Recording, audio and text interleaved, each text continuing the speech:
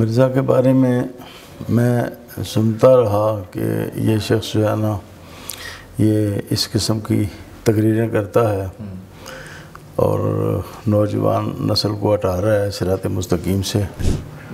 اس کی تصویر دیکھی سوشل میڈیا پر اور اس کی کچھ باتیں سنی، تو پھر اس کے بعد میں نے فیصلہ کیا کہ میں اس کے بارے میں جو ہے نا امت مسلمہ کو ضرور حقائق بتاؤں گا۔ ایسے کوئی پاگل آدمی ہوتا ہے نا کبھی کچھ کہہ دیتا ہے کبھی کچھ کہہ دیتا ہے، تو بابے تو اس کے نزدیک یہی ہیں جن کو یہ برا بھلا کہتا ہے۔ یہ کسی عام بغیچہ کسی کو تو نہیں بابا کہتا۔ آپ اس کا پرسوں کا انٹرویو جو ہے اس کی تقریر ہے وہ سنیں جو کل شائع ہوئی ہے، اس میں بھی اس نے حضرت غوث اعظم کو، داتا گنج بخش کو، خواجہ اجمیر کو بابے کہا ہے۔ دیکھیں کہتا ہے کتابوں کا خدا اور ہے بابوں کا خدا اور ہے۔ جب ہمارے بابوں کا خدا اور ہے تو مشرک ہوئے نا، تو جب ہم ان کو بابے مانتے ہیں بزرگ مانتے ہیں تو ہم بھی مشرک ہوئے، کافر ہوئے۔ یہ بھی سب کو کافر کہہ رہا ہے، بابوں کو بھی بابوں کو ماننے والوں کو بھی۔ مرزا صوفیہ اسلام پر تو حملہ آور رہتا ہی ہے، اس سے یہ اندازہ ہوتا ہے کہ اس کے پیچھے جو ہے نا کوئی اسلام دشمن قوتیں ہیں۔ سب سے پہلے تو داتا صاحب پر حملہ آور ہوا اور کشف المحجوب پر حملہ آور ہوا، تو کبھی کسی نے حضور نبی کریم کو تو برا نہیں کہا۔ اس شخص کو یہ نہیں چاہیے تھا کہ داتا صاحب کو برا بھلا کہتا یا شیخ ابو یزید بستامی کو برا بھلا کہتا یا خواجہ خواجگان خواجہ معین الدین چشتی اجمیری جنہوں نے 90 لاکھ سے زیادہ لوگوں کو مسلمان کیا، جن کی اولادوں سے آج ہم مسلمان ہیں، ان کو برا بھلا کہتا۔ بھی انجینئر صاحب کی ایک ویڈیو دیکھ رہا تھا، انہوں نے کوئی آپ کو آپ پہ ویڈیو بنائی ہے اور اس میں بار بار ایک لفظ جو سننے میں مل رہا تھا کہ چشتی رسول اللہ۔ میں اس پر نا بالکل طویل کلام نہیں کرنا چاہتا۔ چشتی رسول اللہ والی روایتوں کو بھی ہم بالکل نہیں مانتے۔ آپ نے ہم نے جو ویڈیو دیکھا وہ آپ یہ فتویٰ تھا، ایک رائے تھی، یہ کیا تھا؟ تو جو مفتی ہوتا ہے نا وہ اس کا جو کلام ہوتا ہے نا وہ زیادہ تر وہ فتوی ہوتا ہے۔ جب وہ شرعی احکام بیان کرتا ہے تو زیادہ تر وہ فتوی ہوتا ہے، چاہے وہ لکھ کر نہ دے، وہ زبانی بیان کرے۔ اس نے پہلے تو کہا کہ اللہ جو ہے نا مومل جملہ ہے۔ یہ کہتا ہے جی قطع برید کرتے ہیں، قطع برید جو ہے ہم کہتے ہیں کہ ساری بات پڑھ کے سنا دو۔ پھر یہ حضور نبی کریم پر حملہ آور ہوتا ہے کہ وہ ثابت کرے کہ یہود نے کل کا چھکرا کہا ہو۔ جو بات ہے نا وہ ہو رہی ہے کل کا چھکرا پر۔ اس نے حضرت ابراہیم علیہ السلام کو بھی اسی تقریر میں کل کا چھکرا کہا ہے۔ حضور نبی کریم جو سید المرسلین ہیں اور آپ خاتم النبیین ہیں اور اللہ تعالیٰ کے سب سے بڑے محبوب ہیں اور خیر البلی ہیں اور قیامت کے روز شافع مشفع ہیں، ان کو کہنا کل کا چھوکرا، اور یہودیوں نے کہا نہیں ہے۔ یہ بھی کہتے ہیں یہودیوں کی وکالت کرتے ہیں، یہ یہودیوں کی ہم وکالت نہیں کر رہے، ہم اس آدمی کے بارے میں ثابت کر رہے ہیں کہ یہ اس کا اپنا گند ہے۔ حضور نبی کریم کی بے ادبی تو کہتے ہیں جی کہ مجنون کر رہے تو وہ بھی واجب القتل ہے۔ سمجھدار آدمی ہے، ذہین ہے، یہ ہمارے رسالے پڑھتا رہا ہے۔ اس نے کہا جی کہ پیر افضل قادری کا جو رسالہ اہل سنت نکلتا تھا میں سینکڑوں کی تعداد میں اس کو تقسیم کرتا رہا ہوں، بڑا تحقیقی تھا۔ السلام علیکم ناظرین، میں ہوں آپ کا میزبان علی حمزہ اور آپ دیکھ رہے ہیں نیو ڈیجیٹل۔ ناظرین آج آپ کی ملاقات بڑی خاص شخصیت سے کروانے والے ہیں۔ آج ہمارے ساتھ موجود ہوں گے پیر محمد افضل قادری صاحب۔ آج کل بہت زیادہ خبروں کی زینت بنے ہوئے ہیں، آپ نے سوشل میڈیا پر کچھ خبریں بہت زیادہ گردش کرتے ہوئے دیکھی ہوں گی کہ پیر محمد افضل قادری صاحب نے انجینئر محمد علی مرزا صاحب پہ فتویٰ لگا دیا اور اس کے بعد ان پہ FIRs بھی کٹی ہیں اور جس کی ترغیب جو ہے پیر صاحب کی طرف سے دی گئی تھی۔ کیا معاملہ ہے؟ انجینئر صاحب کا کچھ عرصہ پہلے ہم نے انٹرویو کیا، اس کے بعد جب یہ معاملہ بنا تو ہمیں یہ لگا کہ ہمیں جو ہے پیر صاحب سے بھی جا کے بات کرنا چاہیے، موقف لینا چاہیے کہ کیا معاملہ ہے، ایسی کیا بات ہوگی کہ بات اس حد تک پہنچ گئی۔ پیر صاحب سے بات چیت کرتے ہیں۔ السلام علیکم۔ وعلیکم السلام ورحمۃ اللہ وبرکاتہ۔ پیر صاحب کیسے ہیں آپ؟ الحمدللہ، اللہ کا شکر ہے۔ پیر صاحب سب سے پہلے مجھے بتائیں کہ سوالات کیے جا سکتے ہیں، کوئی معاملات تو نہیں ہے؟ دوسرا، میں انٹرویو کے آغاز میں اپنی آڈینس اور پیر صاحب کے گوش گزار کرنا چاہوں گا کہ پیر صاحب جو میرا ناقص علم ہے وہ آپ کے علم کے آگے بہت چھوٹا ہے اور اس کی کوئی وقت نہیں ہے۔ اگر میں اپنے کم علمی اور کم عقلی کی وجہ سے کوئی ایسا سوال کر لوں تو آپ نے میری رہنمائی فرمانی ہے اور میں یہاں پہ سیکھنے اور طالب علم کی حیثیت سے بیٹھا ہوں۔ تو انٹرویو کا باقاعدہ آغاز کرتے ہیں۔ اچھا پیر صاحب، سب سے پہلے مجھے یہ بتائیں کہ وہ جو ہم نے ویڈیو وائرل دیکھی وہ فتویٰ ہے، رائے ہے، وہ کیا ہے؟ بسم اللہ الرحمن الرحیم۔ الصلاۃ والسلام علیک یا سید المرسلین وعلی آلک و اصحابک یا خاتم النبیین۔ پہلے تو میں آپ کا علی حمزہ آپ کا ٹیم کا شکریہ ادا کرتا ہوں کہ آپ رمضان شریف میں لاہور سے یہاں تشریف لائے۔ اللہ تعالیٰ آپ کو جزائے خیر عطا کرے۔ مرزا کے بارے میں سنتا رہا کہ یہ شخص جو ہے نا یہ اس قسم کی تقریریں کرتا ہے اور نوجوان نسل کو ہٹا رہا ہے صراط مستقیم سے۔ تو میں نے یہی سوچا کہ علماء بہت ہیں، اس کی روک تھام کریں گے۔ تو میں نے تقریباً آج سے نہ کوئی 12-13 دن پہلے اس کی تصویر دیکھی سوشل میڈیا پر اور اس کی کچھ باتیں سنی۔ تو پھر اس کے بعد میں نے فیصلہ کیا کہ میں اس کے بارے میں جو ہے نا امت مسلمہ کو ضرور حقائق بتاؤں گا، تاکہ امت مسلمہ کے جو معتقدات ہیں، عقائد ہیں اور ان کے جو خیالات ہیں ان کے اندر کوئی خرابی پیدا نہ ہو۔ یہ میرا فرض بنتا تھا۔ تو مرزا صوفیہ اسلام پر تو حملہ آور رہتا ہی ہے، اس سے یہ اندازہ ہوتا ہے کہ اس کے پیچھے جو ہے نا کوئی اسلام دشمن قوتیں ہیں، کیونکہ اسلام تو صوفیہ کے ذریعے پھیلا ہے۔ حضرت دادا گنج بخش علی جویری رحمۃ اللہ تعالیٰ علیہ، آپ نے اور آپ کے خلفاء نے اور فیض یافتگان نے بے شمار لوگوں کو مسلمان کیا ہے، خانقاہیں قائم کی، مسجدیں قائم کی، مدرسے قائم کیے۔ آپ غزنی کے ایک تاجر خاندان سے تعلق رکھتے تھے، تو پیر و مرشد کے حکم سے شیخ ابوالفضل خطلی رحمۃ اللہ تعالیٰ علیہ، جنہوں نے 60 سال کا چیلا کٹا ملک شام کے اندر، تو ان کے حکم سے یہاں لاہور میں آئے، جھونپڑی بنائی، دریا کے کنارے پر بیٹھے، ان کی کرامتیں ظاہر ہوئیں اور لنگر جاری کیا۔ مسلمان بھی کھاتے، غیر مسلم بھی کھاتے، غیر مسلم جو ہے ان کو پھر تبلیغ کرتے، پھر وہ اسلام قبول کرتے، پھر جانوروں کو بھی اپنا لنگر بھیجتے، مچھلیوں کے لیے اور کووں کے لیے، چڑیوں کے لیے، دیگر جانوروں کے لیے دریا کے کنارے پر وہ لنگر جو ہے نا باقاعدہ جانوروں کو بھی پہنچایا جاتا۔ تو وہ لنگر آج بھی جاری ہے آپ کا، صدیاں گزر جانے کے باوجود لنگر ابھی تک آپ کا جاری ہے۔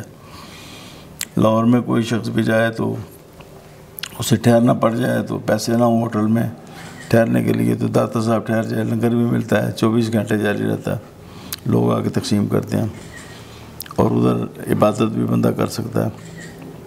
سب سے پہلے تو داتا صاحب پر حملہ آور ہوا اور کشف المحجوب پر حملہ آور ہوا، حالانکہ ضرورت نہیں تھی حملہ آور ہونے کی، کتابوں کے اندر، حدیثوں کے اندر بھی موضوع روایتیں موجود ہیں۔ تو کبھی کسی نے حضور نبی کریم کو تو برا نہیں کہا، کسی مسلمان نے، کسی نے آپ پر کوئی اعتراض تو نہیں لگایا کہ آپ کے حدیث میں یہ بات آ گئی ہے۔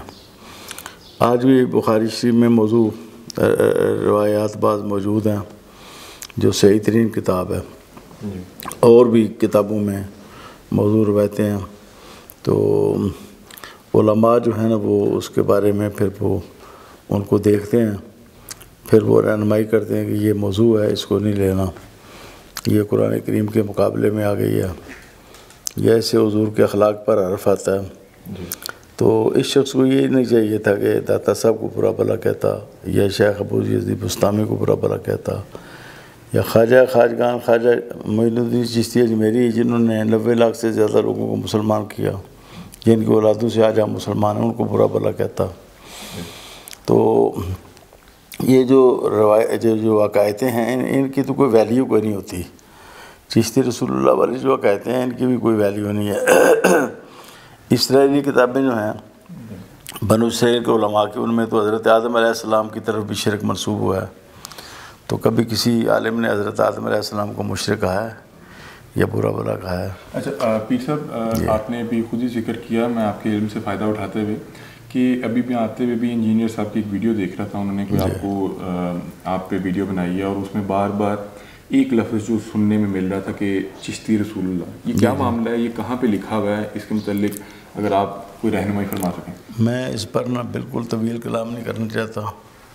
میں اس پر جو خلاصہ ہے بحث کا وہ بیان کرنا چاہتا ہوں کہ یہ اس قسم کی جتنی بھی عقائدیں ہیں جو قرآن و حدیث کے خلاف ہیں ان کو کوئی بھی نہیں مانتا. قرآن و حدیث کے خلاف کوئی بات بھی آ جائے، حتیٰ کہ جو تفسیر کی کتابوں میں لکھی ہوئی ہیں باتیں وہ بھی، جیسے میں نے بتایا کہ حضرت آدم علیہ السلام کی طرف بھی شرک منسوب ہوا ہے کہ انہوں نے شرک کیا. اپنے بیٹے کا نام انہوں نے عبدالحارث رکھا، حارث شیطان کا نام ہے. تو ہم ان روایتوں کو نہیں مانتے. چشتی رسول اللہ والی روایتوں کو بھی ہم بالکل نہیں مانتے. اور اس طرح کی باتیں اور خواجہ معین الدین چشتی اجمیری نے کے سامنے بھی یہ بات نہیں ہوئی. بعد میں یہ جو بات ہے جو عقائدیں ہیں کتابوں میں، تو عقائد کی کوئی ویلیو کو نہیں ہوتی، عقائد کی سند کو نہیں ہوتی، تاریخ کی سند کو نہیں ہوتی. تاریخ سے کوئی ثبوت نہیں قائم ہوتا، تاریخ سے نہیں ثبوت قائم ہوتا، تاریخ دلیل نہیں ہوتی. تو یہ چیزیں دلیل نہیں ہیں. اور ایک بزرگ ہیں، ان کو پوری دنیا بزرگ مانتی ہے، پوری دنیا. اور چشتیہ جو ہے یہ دنیا کے اندر ایک بڑا سلسلہ ہے، اور ہمارے تو پاکستان میں تو یہ بہت بڑا سلسلہ ہے. بڑے بڑے اکابر صوفیاء ہوئے ہیں، خواجہ فرید الدین عطار، اپنا شکر گنج رحمۃ اللہ تعالیٰ علیہ، اور دیگر بے شمار بزرگان دین پیدا ہوئے ہیں. یہ گولہ شریف بھی یہ چشتیہ کی گدی ہے، سیال شریف بھی، تونسا شریف بھی. تو یہ کتنی غلط بات ہے کہ ایک بات نہ تو خواجہ صاحب نے اس کی توثیق کی، نہ ان کے زمانے میں ہوئی، بعد میں کوئی عقائد ہے تو یہ لے کر خواجہ صاحب کو بھی برا بلا کہتا ہے، دیگر اولیاء کو بھی یہ برا بلا کہتا ہے. حالانکہ ان سب باتوں کے اس کو جواب دے دیے گئے ہیں. باقی اس وقت میں جو ہے ضروری توجہ اس بات پر آپ مبذول کریں کہ اس کو ہم نے مرتد کیوں قرار دیا.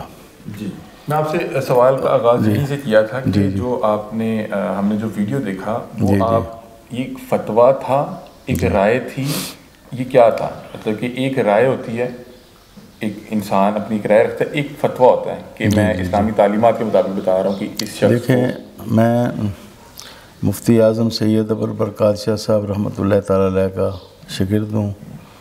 حکیم الامت مفتی احمد یار خان رحمۃ اللہ تعالیٰ علیہ کا شاگرد ہوں. 1967 میں نے فتویٰ سیکھا تھا. کتنے سال گزر گئے ہیں، نصف صدی سے زیادہ عرصہ گزر چکا ہے. تو جو مفتی ہوتا ہے وہ اس کا جو کلام ہوتا ہے وہ زیادہ تر وہ فتویٰ ہی ہوتا ہے.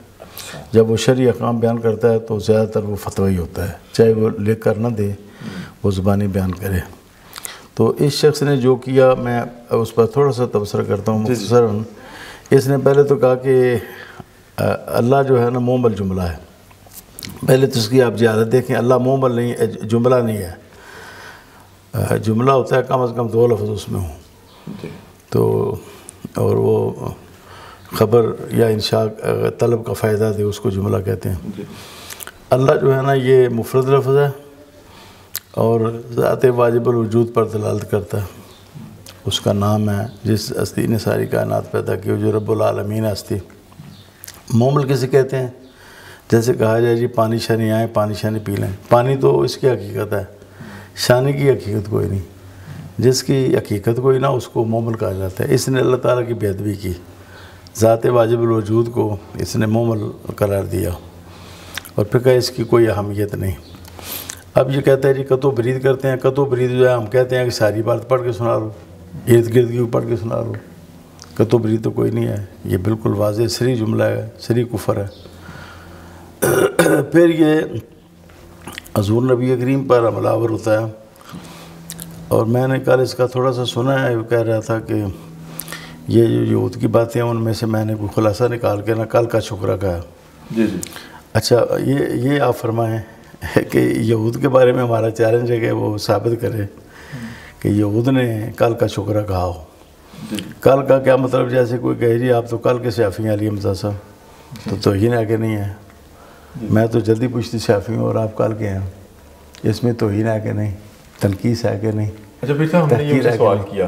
اچھا جی. تو انہوں نے آگے سے ہمیں کچھ منطق اور دلیلیں دی. انہوں نے کہا کہ اگر میں کچھ کسی منافقین کی طرف سے ان کی کہی گئی بات بتا رہا ہوں، تو میں نے کہا کہ لوگ آپ سے یہی کہتے ہیں کہ یہ لفظ کہاں لکھا ہوا ہے جی. تو انہوں نے آگے سے ہمیں جو دلیل دی وہ یہ تھی کہ کئی عربی کے ایسے الفاظ ہیں جو اردو میں موجود نہیں ہیں، اور کئی بار آپ تمام باتوں کو جب اکٹھا کر کے بیان کرتے ہیں اردو لغت میں، تو میں نے اس میں وہ بیان کیا تھا، اور انہوں نے کہا کہ یہ جو لفظ ہے اس میں کوئی قباحت اور کراہت بھی نہیں. علی حمزہ صاحب، جی جی، کوئی واقعہ ہے تو اس کو بے ادبی کے انداز میں بیان کرنا، اس سے بھی بے ادبی ثابت ہوتی ہے. حضور نبی کریم کی بے ادبی تو کہتے ہیں جی کہ مجنون کرے تو وہ بھی واجب القتل ہے. جو جنون کی حالت میں ہے اس پر احکام شرع لاگو نہیں ہوتے، لیکن مجنون جو ہے وہ حضور کی بے ادبی کرے، آپ کو گالی دے، وہ بھی واجب القتل ہے. یہ ہمارے علماء کے فتوے موجود ہیں. اس نے تو ہوش حواس میں پڑھا، یہ سمجھدار آدمی ہے، ذہین ہے. یہ ہمارے رسالے پڑھتا رہا ہے. اس نے کہا جی کہ پیر افضل قادری کا جو رسالہ اہل سنت نکلتا تھا، میں سینکڑوں کی تعداد میں اس کو تقسیم کرتا رہا ہوں، بڑا تحقیقی تھا. یہ سن 2000 کے لگ بھگ کی بات ہے. ہمارے یہ رسالے پڑھتا رہا ہے. تو پھر یہ اور بھی کئی علماء کے ساتھ یہ اس کا تعلق رکھا ہے. ایک دم سب کے خلاف ہو گیا، حتیٰ کہ دوسرے فرقوں کے علماء کے بھی خلاف ہو گیا، اور سب کوئی یہ بے دین تو مشرک کہہ رہا ہے. پھر کہتا ہے میں سب کے پیچھے نماز پڑھتا ہوں، اور ہمارے بزرگان دین کو یہ مشرک کہتا ہے. دیکھیں، کہتا ہے کتابوں کا خدا اور ہے، بابوں کا خدا اور ہے. جب ہمارے بابوں کا خدا ہو رہا ہے تو مشرک ہوئے نا. تو جب ہم ان کو بابے مانتے ہیں، بزرگ مانتے ہیں، تو ہم بھی مشرک ہوئے، کافر ہوئے. تو کافروں کے پیچھے نماز جائز ہے؟ تو اس کے نظریات میں تضاد ہے، اس کے اعتقادات میں. جیسے کوئی پاگل آدمی ہوتا ہے نا، کبھی کچھ کہہ دیتا ہے، کبھی کچھ کہہ دیتا ہے، تو اس کے خیالات میں شدید احتجاج پایا جاتا ہے. اچھا، میں اس پہ آپ کو یہ اپنا تجزیہ بتانا چاہ رہا ہوں کہ میں نے جب مجھ سے یہ پوچھا کہ اس کا کیا مطلب ہے کہ کتابوں کا خدا ہو رہا ہے اور بابوں کا خدا ہو رہا ہے، تو ان کا جو مجھے سمجھ آیا، واللہ عالم وہ اپنی بہتر پوزیشن کلیئر کر سکتے ہیں. انہوں نے کہا کہ کچھ چیزیں ہمارے ہاں جو ہے علم جو ہے اس طرح ہر شخص تک نہیں پہنچ سکا، تو کچھ لوگوں نے من گھڑت باتیں بھی اپنے، آپ کسی بھی علاقے یا گاؤں میں جائیں گے تو کسی نے کچھ نہ کچھ ایسے بنایا ہوگا، اور ہم نے دیکھا یہاں پہ آج کل اس طرح کے بھی معاملات ہو جاتے ہیں. تو انہوں نے کہا کہ یہ ان کی بات کر رہی ہے کہ اکثر کچھ لوگ کہتے ہیں کہ فلاں بندہ پرواز کر سکتا ہے یا اس طرح. آپ اس کا پرسوں کا انٹرویو جو ہے اس کی تقریر ہے وہ سنیں، جو کل شائع ہوئی ہے. جی جی، اس میں بھی اس نے حضرت غوث اعظم کو، داتا گنج بخش کو، خواجہ اجمیر کو بابے کہا ہے. جی جی، تو خواجہ اجمیر کے بارے میں تو اس نے دھمکیاں دی ہیں کہ میں ان کے ماننے والوں کو ایسا کر دوں گا، ایسا کر دوں گا. تو بابے تو اس کے نزدیک یہی ہیں جن کو یہ برا بلا کہتا ہے. یہ کسی عام بغیچہ سے کو تو نہیں بابا کہتا. یہ اسلام کے جو عظیم ممتاز صوفیاء ہیں ان کو یہ بابا کہتا ہے. آپ وہ بتا رہے تھے ان کو خدا ہو رہا ہے. جی جی، یہ دیکھیں، جیسے میں کہوں کہ میں تو اللہ کو مانتا ہوں، اس کی بات کرتا ہوں. علی حمزہ آپ کا خدا کوئی اور ہے، اللہ آپ کا خدا نہیں ہے. تو یہ آپ پر میں نے شرک کا میں نے الزام لگایا کہ نہیں لگایا، کفر کا. جی، خدا تو سب کا ایک ہے نا، اللہ سب کا ایک ہے. یہ بھی سب کو کافر کہہ رہا ہے، بابوں کو بھی، بابوں کو ماننے والوں کو بھی. بہرحال اس وقت جو بات ہے نا وہ ہو رہی ہے کل کا چھوکرا پر. اس نے حضرت ابراہیم علیہ السلام کو بھی اسی تقریر میں کل کا چھوکرا کہا ہے. جب وہ ابراہیم علیہ السلام نے ان کے بت توڑ دیے نا، تو آپ وہاں سے واپس تشریف لے آئے، کولاڑا بڑے بت کے ساتھ لٹکا دیا اس کے گردن کے ساتھ. تو لوگوں نے کہا کہ یہ ایک نوجوان کا کام ہے. سمینا فتن، فتح کا لفظ ہے، کہتے ہیں لا فتح الا علی. فتح نوجوان تو علی ہے، جوان تو علی ہے. اس نے وہاں بھی کل کا چھوکرا ترجمہ کیا ہے. اس نے وہاں پر یہود کی طرف نہیں منسوخ کیا. یہ کہتا ہے کہ لوگوں نے کہا جی کہ کل کا چھوکرا ہے ابراہیم علیہ السلام کے لیے بھی اس نے کل کا چھوکرے کا لفظ استعمال کیا ہے. اور حضور نبی کریم جو سید المرسلین ہیں اور آپ خاتم النبیین ہیں اور اللہ تعالیٰ کے سب سے بڑے محبوب ہیں اور خیر البلی ہیں اور قیامت کے روز شاف مشفع ہیں، ان کو کہنا کل کا چھوکرا. اور یہودیوں نے کہا نہیں ہے. یہ بھی کہتے ہیں یہودیوں کی وکالت کرتے ہیں. یہ یہودیوں کی ہم وکالت نہیں کر رہے، ہم اس آدمی کے بارے میں ثابت کر رہے ہیں کہ یہ اس کا اپنا گند ہے، اس کے عقیدے کا گند ہے اپنا.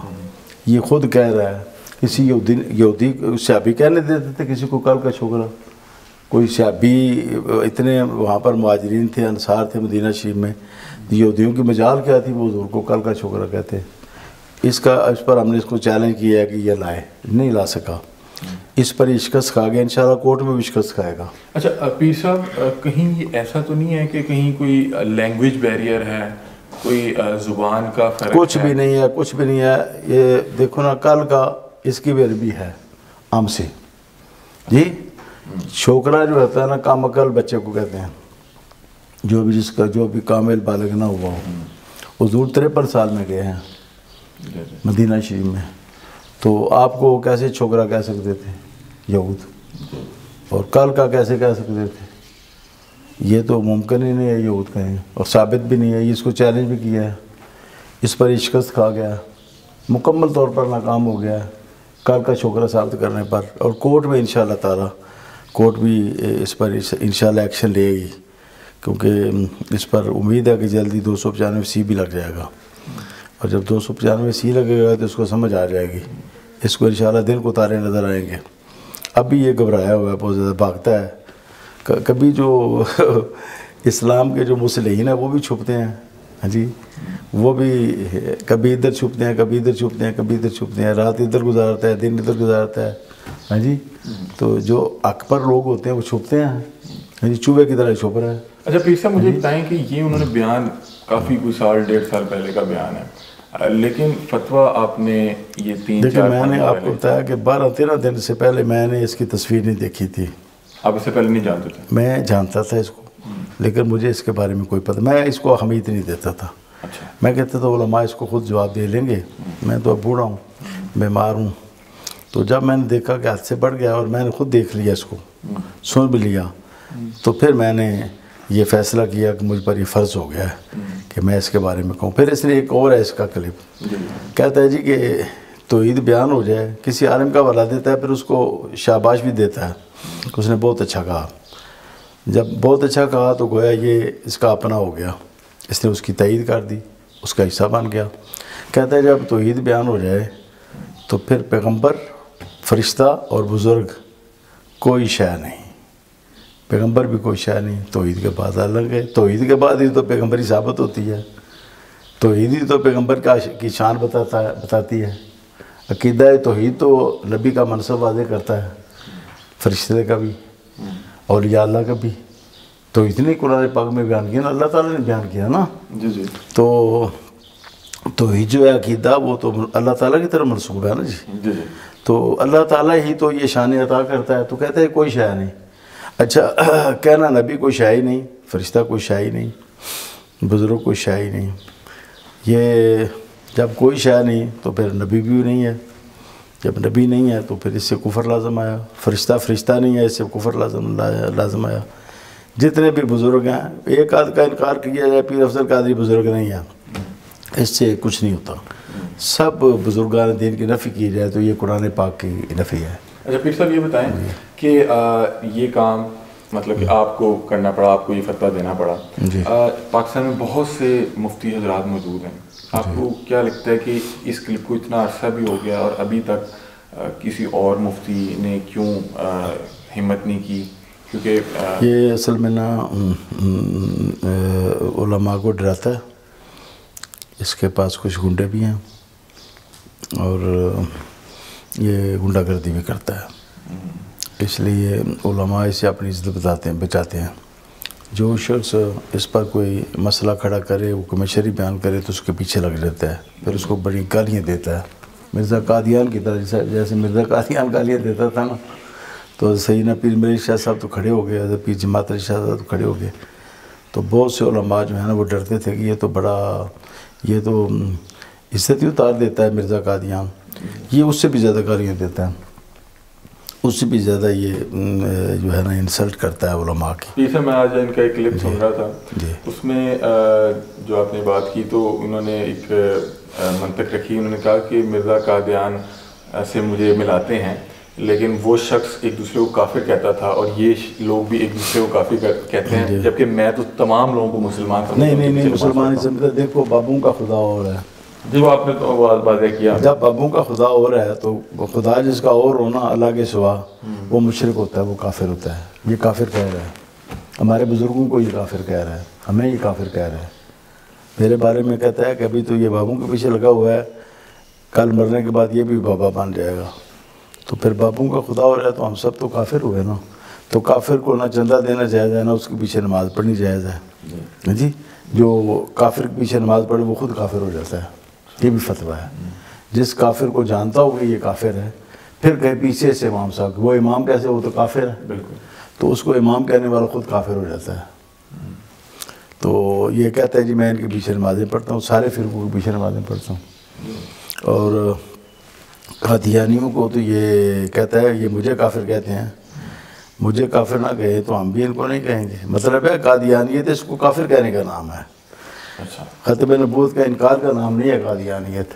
نہ جہاد کا انکار، نہ یہود و نصارہ سے موالات اور دوستی اور ان کی اطاعت کو فرض جاننے کا نام قادیانیت ہے. قادیانیت اس کو کافر قرار دینے کا نام ہے. نہ قرار دیں تو کچھ بھی نہیں ہے.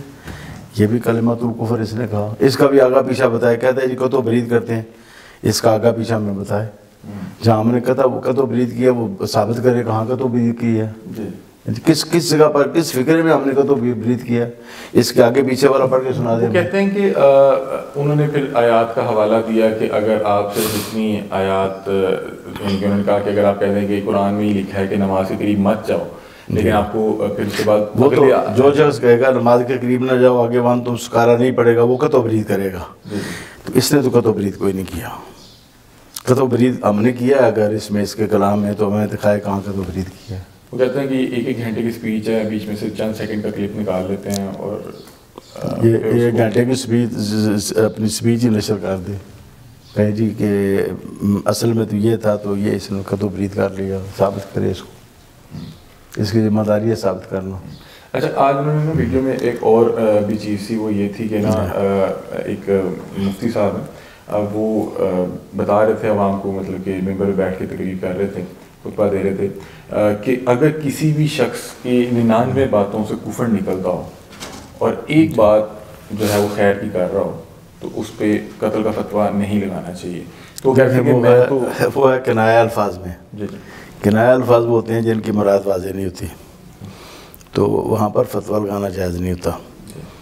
اگر کوئی بھی تعویل نکل آئے اس کی صحیح کنایہ الفاظ میں، تو پھر وہ فتویٰ لگانا دوسرا نہیں ہوتا. یہ سری الفاظ ہیں، سری میں نہیں ہوتا. تو اس کی 100 تعویلیں کوئی کرے تو ایک جو ہے نا اسے اس کا ایمان ثابت ہوتا، باقی سے نہیں، تو اس پر فتویٰ کفر نہیں لگ سکتا. سری الفاظ میں نہیں ہے. اچھا پیر صاحب یہ بتائیں کہ آپ کی انجینئر محمد علی مرزا کے متعلق رائے کیا ہے؟ کیونکہ آپ نے خود کہا کہ یہ ذہین ہے، یہ عقل مند لگتا ہے. افسوس یہ ہے ذہین لوگوں کو ہی انہوں نے خریدا دشمنان اسلام نے. مرزا قادیان بھی بڑا ذہین تھا، مسلمہ قذاب بھی بڑا ذہین تھا. جتنے بھی اس قسم کے لوگ ہوئے ہیں امت کو گمراہ کرنے والے، یہ بڑے ذہین ہوئے. دجال بھی بڑا ذہین ہوگا. اس قسم کے جتنے لوگ ہوتے ہیں بڑے ذہین ہوتے ہیں. انہی لوگوں کو چنا جاتا ہے ذہین لوگ، جن کا برین بڑا تیز ہوتا ہے. تو جب وہ شیطنت کے طرف لگ جاتا ہے تو پھر وہ بڑا خطرناک ہوتا ہے. یہ شخص جو ہے پوری امت کو گمراہ کر رہا ہے.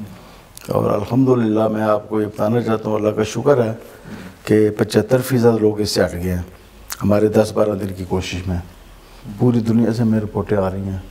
فلاٹ گیا پرسوں 2 نوجوان آئے اس کے دفتر پر، نہ پیشاب کر کے انہوں نے اس کی ویڈیو بنائی جہاں کہ انہوں نے توبہ کی. بے شمار لوگ توبہ کر رہے ہیں کیونکہ اصل عقائد کا لوگوں کو پتہ نہیں تھا پہلے مرزا کے حوالے سے کہ یہ اتنا بڑا مرتد ہے اور یہ گستاخ رسول ہے اور گستاخ خدا ہے اور گستاخ قرآن ہے. کہتا ہے جو قرآن پڑھا جاتا ہے یہ جیسے فرینچ میں گالیاں دی جائیں. کیا یہ تشبیہ دینا فرینچ کی گالیوں کے ساتھ قرآن کو، یہ اللہ کے کلام کی توہین نہیں ہے؟ اور اللہ کے کلام کی توہین کفر نہیں ہے؟ اس سے کفر نہیں لازم آتا. تو بے شمار کفر. پھر صحابہ کے کہتے ہیں صحابی ہونا کوئی فضیلت نہیں ہے. جب قرآن کریم صحابہ کی فضیلت بیان کرتا ہے، ان کو جنتی بھی قرار دیتا ہے، رضی اللہ عنہ ان کی سند دیتا ہے، ان کے لیے رزق کریم کی سند دیتا ہے، ان کے لیے مغفرت کی سند دیتا ہے، غفر اللہ عنہ کی سند دیتا ہے. قرآن کریم نے تو بے شمار سندیں دی ہیں صحابہ کو. اور ان کے کارنامے بیان کیے، ہجرت کے، جہاد کے، بالکل، اور مال خرچ کرنے کے، ان کو ان کے ٹھکانہ دینے کے مہاجرین کو. تو قرآن پاک تو بھرا ہوا ہے ان کے فضائل سے. اور حضور نے فرمایا تم اونٹ پہاڑ کے برابر سونا خرچ کرو. تو میرے صحابہ نے جو میرے ساتھ کھڑے ہوئے ہیں، ان کا یہ مقام و مرتبہ اللہ کے نزدیک ہے کہ یہ سیر یا آدھا سیر جو خرچ کریں تو تمہارا ثواب جو ہے نا، جو اونٹ پہاڑ کے برابر 7 کلومیٹر لمبا ہے، تمہارا ثواب جو ہے کم ہوگا صحابی سے. یعنی آدھا سیر جو کے برابر بھی تمہارا اونٹ پہاڑ کے برابر سونا نہیں پہنچ سکتا. تو یہ کہتے ہیں کوئی فضیلت نہیں ہے. یہ حدیثوں کا بھی انکار ہے، قرآن کا بھی انکار ہے. کفر ہی کفر ہے، ہر طرف کفر ہی کفر ہے، ہر طرف کفر ہی کفر ہے. ہاں جی، اور ہر چیز کی یہ توہین کر رہا ہے، قرآن کی کر رہا ہے، اللہ کی کر رہا ہے. فرض کریں کہ ہم چلیں مانتے بھی ہیں ایک سیکنڈ کے لیے کہ یہ کوئی لفظی یا کوئی زبانی یا کوئی لینگویج بیریئر کا مسئلہ تھا، ان کے علاوہ وہ جو ہر مسلک میں سے جو تنقید کر رہے ہوتے ہیں وہ کہتے ہیں میں انہی کی کتابوں سے انہی پر تنقید کر رہا ہوں تو اس لیے میں انہیں ہضم نہیں ہو پا رہا. ایسا بھی کوئی ہے اس میں؟ دیکھیں، اس وقت ہم دوسرے جو مسالک ہیں ان کو نہیں چھیڑنا چاہتے. اس وقت ہم چاہتے ہیں کہ سب مل کر نا اس فتنے کا مقابلہ کریں اپنے اپنے پلیٹ فارم سے، کیونکہ سب مسالے کے بارے میں ہم رائے دے چکے ہیں، وہ ہمارے بارے میں رائے دے چکے ہیں، اور عرصہ سے ہم رائے دے رہے ہیں ایک دوسرے کے بارے میں. تو میرا خیال ہے کہ اس وقت نا ہمیں خلط محبت نہیں کرنا چاہیے. اس وقت جب مرزے کی جو تحریک ہے نا، یہ مرزے کے خلاف ہونی چاہیے، یہ کسی اور کے خلاف نہیں ہونی چاہیے. وہ کہتے ہیں مجھے بہت سی دنیا سن رہی ہے، میرے یوٹیوب پہ بہت زیادہ ویوز ہیں، میرے بہت زیادہ وہ پیسہ لگتا ہے نا، جی، تو پھر اس کی پھیل جاتی ہے ساری جو ویڈیو ہے، لاکھوں تک پہنچ جاتی ہے پیسہ لگنے سے. پیسہ کون لگاتا ہے؟ اس میں اس کی تو کوئی سروس مل نہیں ہے نہ اس کے وہ کہتے ہیں کہ میں تو پیسہ کما بھی نہیں رہا یوٹیوب سے. اچھا، پھر وہ کون اس کو پھیلاتا ہے؟ میری اسپیچ کو کیوں نہیں کو پھیلاتا؟ کسی اور عالم کی اسپیچ کو کیوں نہیں کو پھیلاتا؟ اس کو موتی لگے ہوئے ہیں. ان پڑھ آدمی ہے، عربی کی عبارت نہیں پڑھ سکتا، یہ عربی کی عبارت نہیں پڑھ سکتا، صرف و نحو سے یہ ناواقف ہے. ہوشیار آدمی ہے، بس ترجمے دیکھ کر یا اس کے پیچھے جو بورڈ ہے کسی کا بھی ہے، جو صحابہ کو گالیاں دینے والے ان کا بورڈ ہے، یا جو ختم نبوت کا انکار کرنے والے ان کا بورڈ ہے، یا اوپر یہود و نصارہ کا کوئی بورڈ ہے اس کے پیچھے. اور اب ہمیں یہ بالکل پتہ چل رہا ہے کہ اس کے ہر طرف سے ٹیلی فون آ رہے ہیں. ہاں جی. اچھا پیر صاحب یہ بتائیں کہ ایک صاحب نے سوال بھیجا کہ عمران ریاض خان صاحب ہیں، ایک بڑے نامور صحافی ہیں، انہوں نے کہا ہے کہ یہ جو انجینئر صاحب ہیں یہ آج کل اسٹیبلشمنٹ پہ بڑا کھل کے بات کر رہے ہیں، تو اس وجہ سے اب آ کے ان پہ ایک تو فتوے بھی لگ رہے ہیں اور ان پہ FIR بھی درج ہو رہی ہے. دیکھیں جی، اسٹیبلشمنٹ کے خلاف تو جو ہے نا نون لیگ والے بھی بولتے رہے ہیں، اور اب PTI والے بھی بول رہے ہیں. کس کے خلاف فتویٰ لگا؟ کس کے خلاف پرچے درج ہوئے مذہبی؟ اس کے خلاف کیوں ہوا؟ یہ کچھ زیادہ بولا ہے. جو لوگ سیاستدانوں میں بول رہے ہیں اسٹیبلشمنٹ کے خلاف، کیا یہ ان سے زیادہ بول رہا ہے؟ یہ بات نہیں ہے. عمران صاحب کو وہ تو نظر آیا فتویٰ ہمارا کہ ہم نے کہا کہ گستاخ رسول واجب القتل ہے. یہ قرآن و حدیث کا فتویٰ ہے، حکم ہے، میں اپنی طرف سے تو نہیں بیان کرتا. حضرت عمر نے نہیں مارا ایک منافق کو، محاورہ عدالت نے قتل کیا، اور قائد اعظم محمد علی جناح نے نہیں ساتھ دیا. قائد اعظم محمد علی جناح کتنا بااصول سیاستدان تھا. تو بمبے سے وہ ریل گاڑی پر بیٹھ کر سفر کر کے تو وہ لاہور نہیں آئے. علم الدین شہید کی انہوں نے وکالت نہیں کی. وہ رائے کمال کی کتاب میں ساری لکھی ہوئی ہے بحث علام اپنا قائد اعظم محمد علی جناح، وہ کتنے بااصول تھے. اگر یہ شخص دہشت گرد ہے، یہ دہشت گردی اس کو کہتے ہیں. گستاخ رسول کے قتل کی بات کرنے والے کو کہتے ہیں دہشت گرد. اگر وہ دہشت گرد تھا تو پھر کیا قائد اعظم نے بھی دہشت گردی کا ساتھ دیا؟ تو افسوس تو یہ ہے جو عمران جیسے ہیں، کیا نام بتایا پورا ان کا؟ عمران ریاض خان صاحب. عمران ریاض صاحب جو ہیں، ان کو اس کو کفریات نظر نہیں آئے، ان کو اس کی گستاخیاں نظر نہیں آئیں. جو اولیاء کو گالیاں دیتا ہے، صوفیہ اسلام کو، بزرگان دین کو. داتا صاحب سے بڑا ولی کون ہے ہمارے پاکستان میں، پاک و ہند میں؟ داتا صاحب کو برا بلا کہا. ہاں جی، اس کتاب کے بارے میں تعبیر بھی ہو سکتی ہے، داتا صاحب نے خود چھاپی ہے. قلمی نسخے تھے، لوگوں نے چھاپے، اس میں کوئی کمی بیشی بھی ہو سکتی ہے کتاب کو چھاپتے ہوئے. داتا صاحب تو اس کے ذمہ دار نہیں ہیں ان چیزوں کے. رسول کریم کی حدیثیں جو ہے موضوع جو ہے آ جاتی ہیں، کیا رسول کریم ذمہ دار ہیں؟ کہ ان کی آپ ذمہ دار علماء نے کہا یہ حضور کا کلام نہیں ہے. داتا صاحب کے بارے میں ہم یہ کہتے ہیں جو بات قرآن و حدیث کے خلاف آئے گی، ایک اصول ہے چاہے کسی بھی بزرگ کی ہو، تو ہم یہ اس نے ذہن رکھیں گے کہ یہ اس بزرگ کا کلام نہیں ہے. اچھا پیر صاحب، اسلام جو ہے وہ محبت اور بھائی چارے کا درس دیتا ہے، تو کوئی گنجائش بالکل ٹھیک ہے کہ وہ کہتے ہیں کہ میرے ساتھ علمی بنیادوں پہ بات ہونی چاہیے بجائے کہ نہیں، وہ نہیں سامنے آتا. مجھے بہت سے علماء نے بتایا کہ وہ نہیں سامنے آتا کسی کے. میں اس کے سامنے آنے کے لیے تیار ہوں، حالانکہ میں اس وقت بیمار ہوں.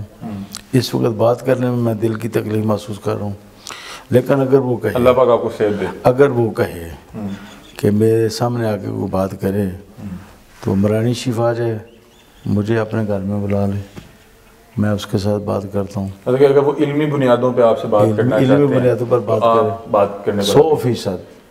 لیکن وہ ظاہری بات ہے، وہ اپنے آپ میں اپنے طور پہ اس خوف میں بھی ہوں گے کہ کہیں مجھے بلا کے، کیونکہ ان پہ کچھ حملے بھی ہوئے ہیں ان کی. ہم اس کی گارنٹی دیں گے جی، اگر ہم اس کو بلائیں گے نا براڑیاں شریف، جیلم سے لانے اور وہاں واپس پہنچانے تک ہم ذمہ دار ہوں گے، لکھ دیں گے ہم ذمہ دار. اور آپ ان کی جتنی بھی علمی اور جتنی بھی بالکل میں ان سے بات کروں گا. بالکل، مطلب کہ بات چیت سے حل نکل.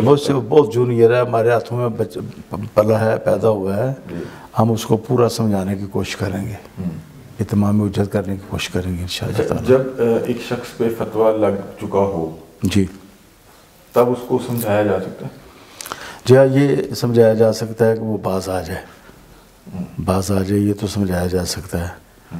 تو اس حد تک تو جائز ہے، سمجھانے میں کوئی عرض نہیں ہے. مطلب کہ ابھی بھی تو اس لیے کہ لوگ یہ کہتے ہیں، سمجھتے ہیں کہ اس کو سمجھانے کسی نے کوشش نہیں کی. لوگوں کا ذہن صاف کرنے کے لیے ہم یہ فرض بھی ادا کرنے کے لیے تیار ہیں کہ اس کو سمجھائیں. باقی فیصلہ تو اس کا قانون نے کرنا ہے نا جی. اس قانون میں کوئی گنجائش نہیں اس کے لیے معافی کی. اگر 295 میں قانون میں کوئی گنجائش نہیں ہے، اور اگر شریعت کا قانون ہو تو اس میں بالکل ہی گنجائش نہیں ہے. اچھا، اگر وہ جیسے آپ نے کہا کہ میں اس کو جو اس کی رہنمائی کرنے کو تیار ہوں، میں انجینئر صاحب سے، وہ رہنمائی سے مراد یہ ہے کہ لوگوں کی رہنمائی ہو جائے کہ یہ لوگ بھاگے نہیں ہیں اس سے، ان لوگوں نے اس کا مردانہ وار مقابلہ کیا ہے، اس کو فیس کیا ہے، اس کی باتوں کا جواب دیا ہے. اس کی باتوں کا جواب دینے کا معنی یہ ہے کہ لوگ جو ہے نا وہ اس کے پیچھے چلنے سے باز آ جائیں اور گمراہ نہ ہوں اور جہنم کہیں نہ. لیکن وہ فتویٰ وہیں پہ، فتویٰ جو ہے نا گستاخ رسول کا وہ تو موجود ہے، وہ فیصلہ کورٹ نے کرنا ہے، اب میں نے نہیں کرنا. نہیں، اگر آپ کہہ رہے ہیں کہ یہ کل کا ہمارا بچہ ہے اور اس کو اس طرح سے رہنمائی نہیں ملی، اگر وہ آپ کے پاس آتے ہیں، وہ اپنے سامنے آ کے بیٹھنے سے یہ ہوگا فائدہ کہ جن لوگوں کو گمراہ کیا ہے اس نے یا گمراہ ہو رہے ہیں لوگ اس سے، ان تک صرف پیغام ان لوگوں کو رہنمائی مل جائے گی. یہ فتویٰ سٹینڈ کرے گا. یہ ہے صحیح.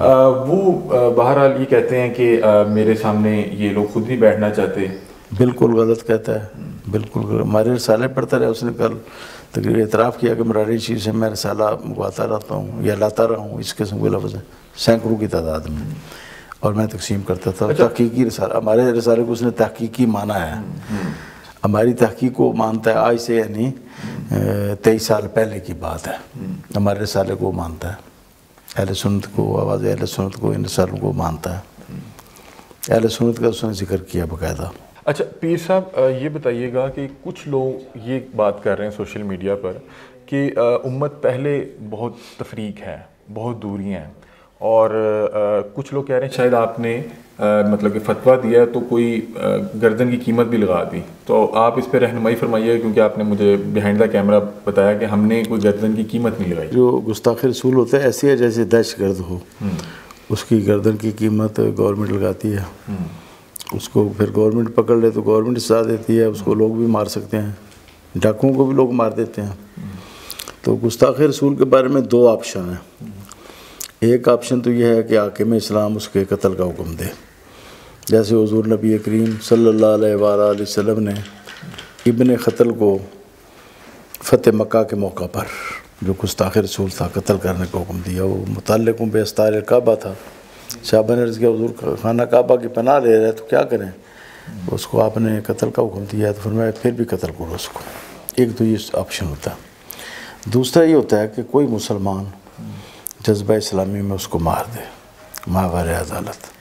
جیسے حضرت عمر فاروق نے ایک بشر نامی منافق کو قتل کر دیا تو حضور نبی کریم نے ان کو مجرم نہیں قرار دیا، نہ قصاص ان پر واجب کیا کہ آپ قصاص دیں، نہ دیت واجب کی، نہ معافی کا کہا کہ معافی مانگیں ان سے.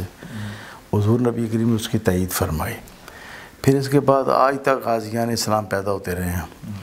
ایک میں بات بتا دوں کہ غازی جو ہوتے ہیں نا ان کو کوئی اس کی قیمت نہیں دیتا. غازی خود پیدا ہوتے ہیں. غازی اپنی بیوی کو بھی نہیں بتاتے، ماں باپ کو بھی نہیں بتاتے کہ ہم یہ کر رہے ہیں. علم الدین شہید نے کس کو بتایا تھا، یا غازی ممتاز نے کس کو بتایا تھا، یا عمر چیمہ شہید نے اپنے ماں باپ سے مشورہ کیا ہو؟ وہ تو کہتے ہیں ہمیں تو پتہ ہی نہیں، پڑھنے کے لیے گیا تھا ہمارا بیٹا. غازی ریاض نے انڈیا میں کس سے مشورہ کیا؟ یہ غازیان اسلام نے کس سے مشورہ کرتے. اچھا انجینئر صاحب کہتے ہیں کہ اگر کسی کو قتل پہ اکسانا، اس پہ بھی جو ہے نہیں، اس کو اکسانا نہیں کہنا چاہیے. یہ تو فضائل بیان کیے ہیں گستاخ رسول کے خلاف. یہ انجینئر صاحب کوئی غازی اٹھتا ہے تو غازی کے فضائل ہیں. غازی حضرت عمر فاروق ہیں اور بہت سے صحابہ غازی ہیں. پھر حضرت علم الدین شہید غازی ہیں، تو ہم ان کے فضائل نہیں بیان کرتے. تو میں نے یہ کہا ہے کہ اگر کوئی غازی اٹھتا ہے، اگر حکومت کچھ نہیں کرتی تو میں اس کے ساتھ کھڑا ہو جاؤں گا. پہلے بھی ہم غازیوں کے ساتھ کھڑے ہوئے ہیں. جتنے بھی غازی ہوئے ہیں نا سب کے ساتھ. بابا قائد اعظم جب کھڑے ہو گئے اتنے باوصول انسان ہو کر، تو ہم تو پھر علماء ہیں، ہماری زیادہ ذمہ داری بنتی ہے. اور جتنے بھی میری زندگی میں غازی ہوئے ہیں نا، میں نے سب کی خدمت کی ہے، ان کے بچوں کی ہے، ان کو جیل میں چیزیں بیچی ہیں. کیوں؟ اس لیے کہ انہوں نے حضور نبی کریم کا بدلہ لیا. یہ حضور کا بدلہ لیتے ہیں. تو میں نے اس میں کہا جی اگر کوئی غازی اٹھے گا نا خود، تو میں اس کو ضرور حمایت بھی کروں گا، اس کو 5 لاکھ روپے انعام بھی دوں گا. اب دیکھتے اور لوگ قیمت ہی ہو گیا. نہیں، یہ اس کو قیمت تو تب ہے کہ میں تمہیں اتنے پیسے دیتا ہوں اس کو قتل کرو. میں نے کسی بندے کو نہیں کہا. لوگ خود اللہ تعالیٰ کی طرف سے غازی پیدا ہوتے ہیں. غازی اللہ پیدا کرتا ہے، یہ بندے نہیں پیدا کرتے. کمپلیٹ کر رہے تھے شاید میں نے کاٹ دیا کہ آپ نے کہا کہ میں 5 لاکھ دوں گا. جب پھر تو اور بندے بھی اب تیار ہو گئے ہیں. وہ کہتے ہیں ہم بھی دیں گے، خدمت کریں گے اس کے بچوں کی، اس کی بیوی کی، خرچے ادا کریں گے جو کرے گا یہ کام. اب باقی رہ کہ غازی کون ہوگا وہ ہم نے نہیں اٹھانا، نہ ہم نے کسی کو کہنا ہے. وہ اللہ تعالیٰ نے پیدا کرنا ہے. اچھا غازی اللہ پیدا کرتا ہے. غازی جو ہے نا مفتی نہیں پیدا کرتے، نہ علماء پیدا کرتے ہیں. غازی اللہ نے پیدا کرنا ہے. اچھا یہ بتائیے گا اب یہ دیکھیں کہ گورنمنٹ جو ہے یہ اعزاز حاصل کرتی ہے، اس کو ضائع موت دیتی ہے، یا کوئی غازی اٹھتا ہے. دونوں آپشن ہیں، اور پہلے سے آ رہے ہیں، عہد نبوی سے آ رہے ہیں دونوں آپشن. ان پر ہم تنقید بھی نہیں کر سکتے. غازی کے کردار پر جو تنقید کرے گا وہ حضور نبی کریم صلی اللہ علیہ وسلم کی جو سنت ہے تائید کی، اس سنت پر تنقید کرے گا. حضور نے تائید کی ہے غازیوں کی. اچھا انجینئر صاحب پہ ایک FIR بھی کٹ چکی ہے جی. وہ کسی آپ کے طالب علم یا آپ کے کسی جاننے والے نے کٹوائی ہے یا یہ دیکھیں شیر اسلام بیٹھے ہوئے ہیں سامنے، یہ ہے باب ہے، انہوں نے کٹوائی ہے. ان کا بھی انٹرویو کیا جا سکتا ہے. ان کا ضرور انٹرویو آپ کریں. باقی یہ جو کہہ جی پیچھے اسٹیبلشمنٹ ہے، میں خانہ کعبہ میں قسم اٹھانے کے لیے تیار ہوں کہ میں نے خود فیصلہ کیا کسی کے کہنے کے خلاف نہ نہ نہ نہ. باقی اگر کوئی شخص اس میں حصہ لیتا ہے، کوئی پولیس کا ہے، کوئی ایجنسی کا بندہ ہے، کوئی مسلمان ہونے کی حیثیت سے اس میں وہ کردار ادا کرتا ہے، تو اس کو اللہ تعالیٰ ثواب عطا کرے گا. ہم نے کسی کے کہنے پر نہیں کیا. جی میرے ایسے کہ 2 بیویاں ہیں، میں یہ بھی کہنے کے لیے تیار ہوں کہ دونوں کو 3 طلاقیں ہو جائیں اگر ہم نے کسی کے کہنے پر یہ کام کیا ہے. اس سے بڑی قسم کیا ہو سکتی ہے؟ دونوں کو 3 طلاقیں ہو جائیں اگر ہم نے کسی اسٹیبلشمنٹ کے آدمی یا کسی اور آدمی، ہاں جی، یا کوئی کسی اندرونی بیرونی ایجنسی کے کہنے پر یہ کام کیا ہے. نہیں، قطعاً نہیں کیا. باقی اس میں اب کئی لوگ کہہ رہے ہیں جی ہم بھی اس میں کریں گے، حصہ لیں گے، اور اس میں ہم اپنا جو اثر رسوخ ہے استعمال کریں گے. تو کریں، وہ ہم اس کو منع نہیں کر سکتے. کوئی بھی مسلمان کرنا چاہتے تو کرے، لیکن جب ہم نے کیا اس وقت کوئی ہمارے پیچھے نہیں تھا. اچھا مفتی صاحب میں اپنے ناقص علم کے لیے آپ سے پوچھ رہا ہوں کہ اگر کبھی کسی پہ اس طرح کا فتویٰ لگ جائے تو اس میں کوئی ہے مطلب کہ اس کی واپسی کا، یا جب ایک بار فتویٰ لگ جائے تو وہ حرف آخر ہے؟ واجب القتل یہ جو ہے نا گستاخ رسول، اس کی جو معافی ہے نا وہ بھی قبول نہیں ہوتی. ہمارے قانون میں بھی نہیں ہوتی. اچھا، ہمارے قانون میں بھی نہیں ہے. ایک آدمی چوری کر لے نا جی، تو ثابت ہو جائے چور ہے تو اس کی معافی جو ہے معتبر نہیں ہوتی، مانی نہیں جاتی اس کی معافی. مطلب کہ ایک بار فتویٰ لگ جائے قتل میں مانی جاتی ہے معافی، چوری ڈکیتی میں نہیں مانی جاتی، دہشت گردی میں بھی نہیں مانی جاتی. اس نے بندے مارے ہیں، دھماکہ کیا ہے، یہ دہشت گردی سے بڑا جرم ہے جو کر رہا ہے. یہ لوگوں کو جہنمی بنا رہا ہے، ہمارے بچوں کو یہ تباہ و برباد کر رہا ہے. اس لیے اب ہم عید کے بعد انشاءاللہ تعالیٰ بڑا کنونشن کریں گے، علماء مشائخ کا، اور سب لوگوں کو اس تحریک میں شامل کریں گے انشاءاللہ، اور سب ہمارے ساتھ رابطے میں بھی ہیں. بہت شکریہ مفتی صاحب آپ کے وقت کا. ناظرین، ہمارے ساتھ پیر محمد افضل قادری صاحب موجود تھے. ہم نے تمام ممکنہ سوالات اپنے علم کے مطابق ہم نے ان سے پیر صاحب سے پہلے ہی معذرت کر لی تھی. کوئی سوال اگر ہماری کم علمی اور کم عقل کی وجہ سے غیر مناسب ہو تو آپ نے ہماری رہنمائی بھی فرمانی ہے. مفتی صاحب ہم پیر صاحب سے جو ہے اس پروگرام کے بعد بھی اس میں رہنمائی لے لیں گے کہ اگر کوئی ہم نے ایسی بات کی بھی تو ہم اس کو کٹ بھی کر دیں گے، کیونکہ میرا علم پیر صاحب کے علم کے برابر نہیں ہو سکتا. ہم نے تمام وہ سوالات کرنے کی کوشش کی ہے جو ایک عام عوام میں پائے جاتے ہیں، اور میں نے اپنے علم کے لیے بھی، اپنے علم کو بھی بڑھانے کے لیے، سیکھنے کے لیے کچھ سوالات کیے، اور مفتی صاحب نے ان تمام کا جو ہے جوابات دیے. اور مفتی صاحب نے یہ کہا ہے کہ یہ جو ہیں انجینئر محمد علی مرزا، اگر یہ آنا چاہیں، بات کرنا چاہیں علمی بنیادوں پہ، علمی پہلوؤں پہ، آپ یہاں بھی آ سکتے ہیں. ہم آپ کو ہر طرح کی سیکیورٹی بھی دیں گے. اگر آپ کہتے ہیں یہ پیر صاحب وہاں پہ آپ کے پاس بھی آ سکتے ہیں. بہرحال پیر صاحب جو ہیں ضعیف ہیں اور جو ہے عارضہ قلب میں بھی مبتلا ہیں، اور میں ان کا بہت شکر گزار ہوں کہ انہوں نے ہمیں ٹائم دیا. پیر صاحب بہت شکریہ آپ کا کہ آپ نے ہمیں رمضان میں اور اس حالت میں آپ تشریف لائیں، آپ نے ٹائم دیا. تو ناظرین، اپنی رائے سے آپ نے بھی کمنٹ سیکشن میں ضرور آگاہ کرنا ہے. تب تک کے لیے اپنے میزبان علی حمزہ کو دیجیے اجازت. اللہ حافظ.